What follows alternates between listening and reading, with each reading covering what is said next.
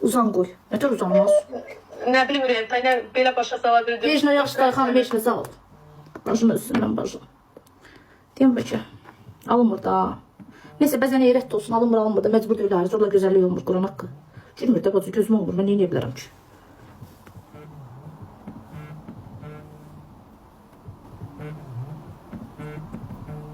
Aa! Təni.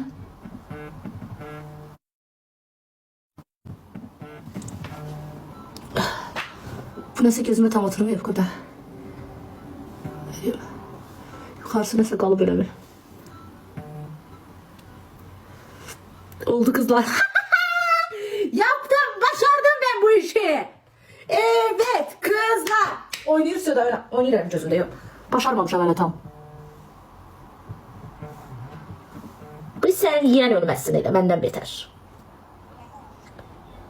Dayan sesin gelmiyor. Bir dakika Ayak Hanım, bir dakika aşkı toşkom, bir dakika bacım. Yani sizin mikrofonu koyabilirim Ayak Hanım. Hala ne oldu buna? Mikrofonu koy yere. Tezden yırt batı. Telefonun format verdi. Kim düştü? Aa. Alo. Ha. Orada səs gəlir. Siz Leyzanı aşağı baxıb qoyursunuz. Leyzana